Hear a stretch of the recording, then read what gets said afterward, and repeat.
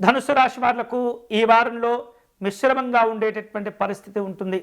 అయితే మొదటి 2-3 రోజులు దాటిన తర్వాత పరిస్థితుల్లో నెమ్మదిగా మార్పులు మీరు గమనించగలుగుతారు.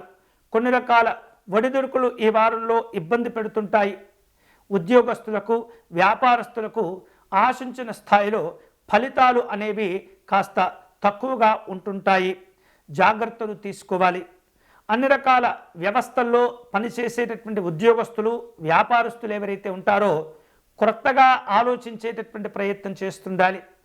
కుటుంబ పరంగా, సంఘపరంగా పెద్దవారిని కలుసుకోవటం, వారితో వివిధ రూపాల్లో చర్చలు కొనసాగించేటటువంటి సందర్భంలో ఏమాత్రం కూడా సంయమనాన్ని కోల్పోకూడదు.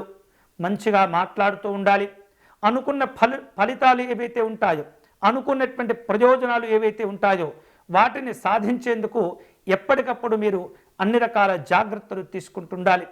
చిన్న చిన్న మాటలే పెద్ద పెద్ద నిందలుగా మారేటటువంటి పరిస్థితి, ఇబ్బందులు ఉంటాయి. కాబట్టి ఏమాత్రం కూడా మీరు మీ యొక్క సంయమనాన్ని కోల్పోకూడదు.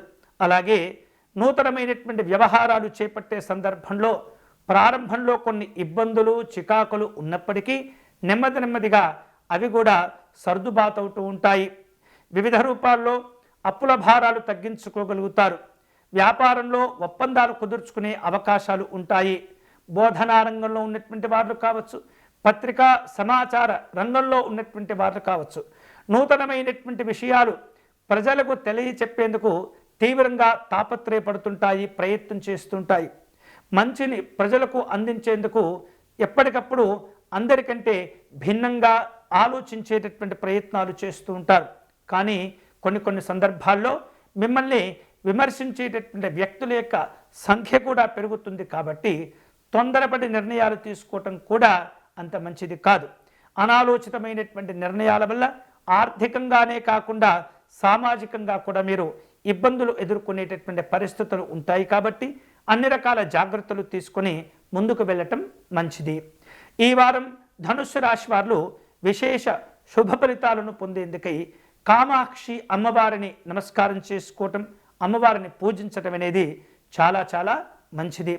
ఆర్థికపరమైనటువంటి ఒడిదుడుకుల నుండి బయటపడేందుకు ప్రతిరోజు కూడా కామాక్షి అమ్మవారి స్తోత్రమును పారాయణం చేయటం, కనకధార స్తోత్రమును పారాయణం చేయటం అనేది చాలా మంచిది.